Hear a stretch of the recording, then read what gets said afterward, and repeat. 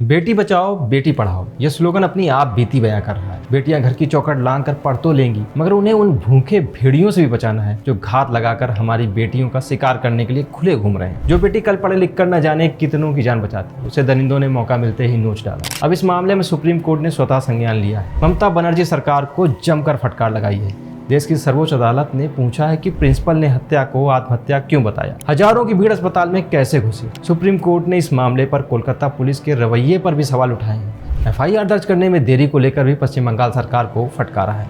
Court ने इसके साथ ही नेशनल टास्क फोर्स गठन किया है। इसकी अंतरिम रिपोर्ट 3 हफ्ते में मांगी है। इसके अलावा सुप्रीम कोर्ट ने सीबीआई से 22 अगस्त को स्टेटस रिपोर्ट सौंपने को कहा है। कोलकाता रेप केस ने पूरे देश को झकझोर दिया है। लोगों का गुस्सा 7वें आसमान पर है। हर जगह हैवानियत और वैसीपन की चर्चा है। दरिंदगी ऐसी की सोच के रूह कांप जाए। जिसने भी सुना स्तब्ध रह गया। कोलकाता के जिस हॉस्पिटल में इंसानियत को शर्मसार किया गया, नाम है आरजीकर मेडिकल कॉलेज, जिस पर तोहमतें और दाग पहले भी लगते रहे हैं, जिसकी शोहरत डॉक्टरी को लेकर कम और आए दिन घटती वारदातों को लेकर ज़्यादा है। वारदातें भी ऐसे कि खून खौल जाए। आज हम आपको सिलसिलेवार तरीके से आरजीकर मेडिकल कॉलेज के उन बदनाम किस्सों के बारे में बताएंगे जिन्हें सुन आप भी बेचैन हो जाएंगे कि हम आपको किसी मेडिकल कॉलेज के बारे में बता रहे हैं या फिर किसी हॉन्टेड लेबोरेटरी के बारे में। जो आप सुनेंगे उस पर यकीन करना मुश्किल है। ऐसा ही एक वाकया पहले भी हुआ है। तारीख 25 अगस्त 2001 जब आरजीकर मेडिकल कॉलेज का छात्र सौमित्र विश्वास हॉस्टल के कमरे में फंदे से लटका पाया गया था। सौमित्र विश्वास ललित मेमोरियल हॉस्टल में रहकर डॉक्टरी की पढ़ाई कर रहा था। पढ़ने में होशियार सौमित्र मौत से पहले कुछ ऐसा जान गया था जो उसे नहीं जानना चाहिए था।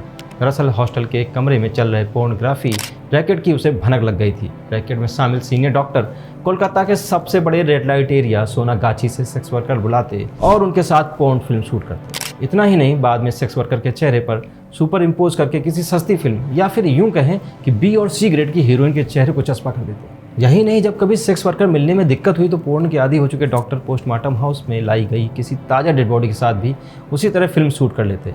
जब सौमित्र को पता चला तो उसने विरोध किया, मगर तालाब में रहकर मगर से बैर लेने वाली बात ने उसे चुप कर दिया। मगर पानी सिर से ऊपर निकल गया जब उसकी महिला मित्र का चेहरा भी सेक्स वर्कर के साथ बदल दिया गया।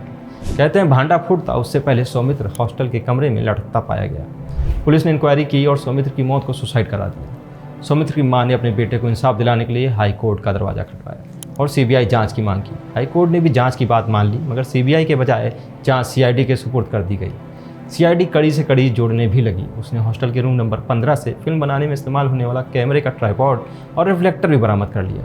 सौमित्र के 2 साथी अरुमिता दास और अमित बाला को भी पकड़ा, मगर बयान नहीं जुटा सकी।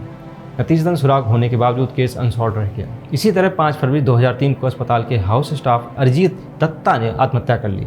पुलिस का दावा था कि अरिजीत ने पहले अपने हाथ में एनेस्थीसिया का इंजेक्शन दिया और फिर ब्लेड से कलाई की नस काट ली और उसके बाद हॉस्टल की छत से कूद गया। 24 साल के अरिजीत की मौत अभी भी रहस्य बनी हुई है। पुलिस ने अनुमान जताया कि इसके पीछे असफल प्रेम का मामला हो सकता है। कुछ दिनों बाद इस घटना पर भी पर्दा डाल दिया गया। इस घटना के कुछ ही दिन बाद आरजीकर के 4th ईयर के छात्र प्रवीण गुप्ता ने 16 फरवरी को आत्महत्या का प्रयास किया। मूल रूप से हरियाणा का रहने वाला प्रवीण कोलकाता के मानिक तल्ला के मोहन हॉस्टल में रहकर पढ़ाई कर रहा था। देर रात उसने अपनी दोनों कलाई की नसें काटकर आत्महत्या की कोशिश की। पुलिस ने कहा कि उसने अपनी प्रेमिका को सुसाइड नोट लिखा था। प्रेम में असफलता ने उसे डिप्रेशन का शिकार बना दिया था। वहीं प्रवीण के क्लासमेट और रूममेट्स के मुताबिक प्रवीण कभी अवसाद से पीड़ित था ही नहीं। ये घटना भी लोगों की याददाश्त से मिट गई। वहीं 24 अक्टूबर 2016 को आरजीकर अस्पताल में मेडिसिन के प्रोफेसर 52 साल के गौतम पाल का सड़ा गला शव उनके किराए के घर से बरामद हुआ था। साल 2020 कोरोना महामारी के वक्त पीजी सेकेंड ईयर की महिला डॉक्टर पौलमी शाह की रहस्यमय परिस्थितियों में मौत हो गई। पुलिस ने बताया कि पौलमी ने अस्पताल की 6ठी मंजिल से कूदकर जान दे दी। दोस्तों और सहकर्मियों ने कहा कि शायद डिप्रेशन ने उसे घेर लिया था। हालांकि इस मामले में भी कोई सुसाइड नोट नहीं मिला।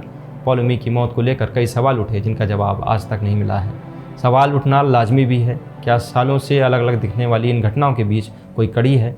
सीबीआई पहले भी आरजीकर अस्पताल के पूर्व प्रिंसिपल संदीप घोष से 2 बार पूछताछ कर चुकी है।